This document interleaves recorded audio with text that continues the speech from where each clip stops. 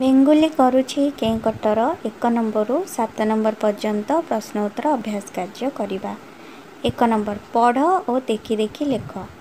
ଫର୍ଦ୍ଦ, ଶୁଦ୍ଧ, ଶବ୍ଦ, ନିଶ୍ଚୟ, ଉଦ୍ଭଟ, ଅର୍ଦ୍ଧଳି, ବିଶୁଦ୍ଧ, ସନିଶ୍ଚର, ଶବ୍ଦାବଳୀ, ଅର୍ଦ୍ଧରାତ୍ର, ବୁଦ୍ଧ, କରମର୍ଦ୍ଦନ, ଉର୍ଦ୍ଦୁ, ଯୁଦ୍ଧ, ପଶ୍ଚିମ। 2 ନମ୍ବର ଚିତ୍ର ଦେଖ ବାଜାଗୁଡ଼ିକର ନାମ କୁହ। ଢୋଲକି, ଦୁବି ତବଲା, ଡଫଲି, ହାରମୋନିୟମ, ଗିଟାର।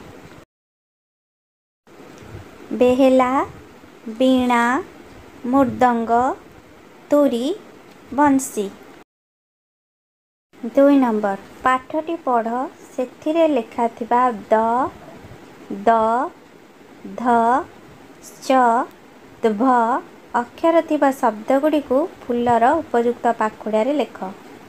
ଦ ଚତୁର୍ଦିଗ, ସରଦାର, ନିର୍ଦ୍ଦେଶ, ମର୍ଦ୍ଦଳ, ଦୁର୍ଦ୍ଦଶା, ନିର୍ଦ୍ଦିଷ୍ଟ, ଚତୁର୍ଦ୍ଦଶୀ। ଦ୍ଭ ଉଦ୍ଭିଦ, ଉଦ୍ଭାବନ। ଚ ନିଶ୍ଚଳ, ନିଶ୍ଚୟ, ପଶ୍ଚିମ। ଦ ଶବ୍ଦ, ନିଃଶବ୍ଦ।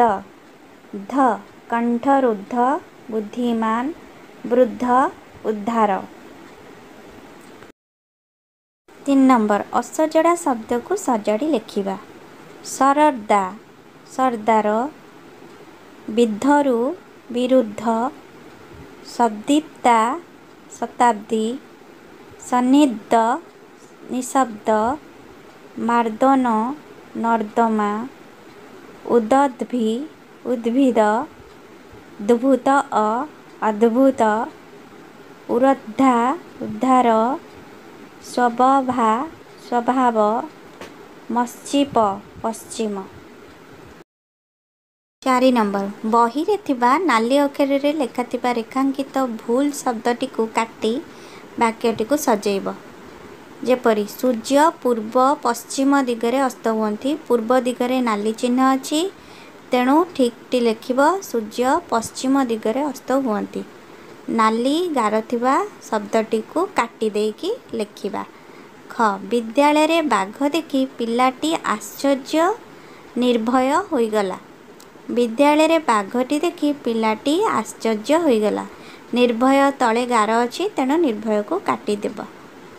ଉଦ୍ଭିଦ ପ୍ରାଣୀମାନେ ଚଲାବୁଲା କରିପାରନ୍ତି ନାହିଁ। ପ୍ରାଣୀ ତଳେ ନାଲି ଗାର, ପ୍ରାଣୀ ଉଠେଇଦେବା।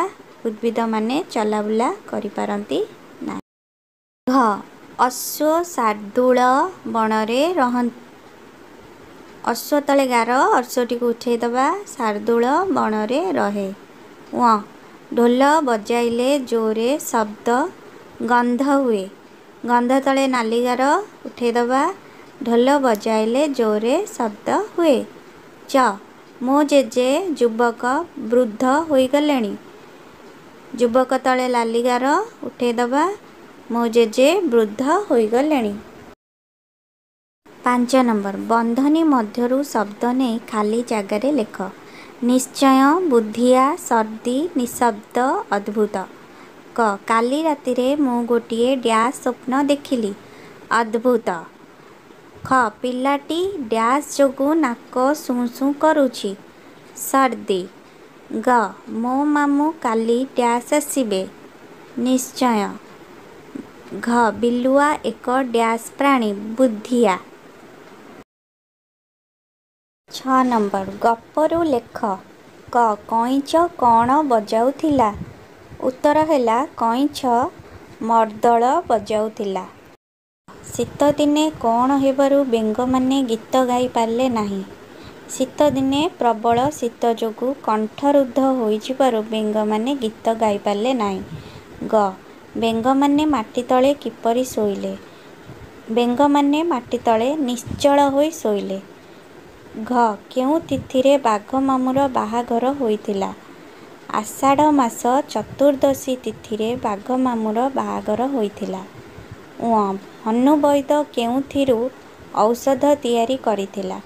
ହନୁବୈଦ କେତେ ପ୍ରକାର ଉଦ୍ଭିଦର ଚେରରୁ ଔଷଧ ତିଆରି କରିଥିଲା। 7 ନମ୍ବର ବାକ୍ୟଗୁଡ଼ିକ ଅଧା ଲେଖାଯାଇଛି, ଦିଆଯାଇଥିବା ଶବ୍ଦ ଲଗାଇ ବାକ୍ୟଟିକୁ ପୂରା କର। କ. ନର୍ଦ୍ଦମା। ଆମ ଘର ପାଖରେ ନର୍ଦ୍ଦମା ଅଛି। ଖ. ବୁଦ୍ଧିମତୀ। ନୀନା ସିନା ସାନ କିନ୍ତୁ ସେ ଅତି ବୁଦ୍ଧିମତୀ। ଗ. ଶବ୍ଦ। ବର୍ଷା ଦିନେ ଘଡ଼ଘଡ଼ି ଶବ୍ଦ ଶୁଣାଯାଏ। ଘ. ପଶ୍ଚାତାପ। ଜ୍ୟୋତି ନିଜ ଦୋଷ ଜାଣିବା ପରେ ପଶ୍ଚାତାପ କଲା। ଙ. ଉଦ୍ଭିଦ। ଜଙ୍ଗଲରେ ଅନେକ ପ୍ରକାର ଉଦ୍ଭିଦ ଅଛି। ଆଶା ଆପଣ ସମସ୍ତଙ୍କୁ ଏ ଭିଡ଼ିଓଟି ଭଲ ଲାଗିଥିବ। ଯଦି ଭଲ ଲାଗିଥିବ ଲାଇକ୍ ସେୟାର କମେଣ୍ଟ କରିବେ ଆଉ ସବସ୍କ୍ରାଇବ୍ ବି କରିବେ। ଧନ୍ୟବାଦ।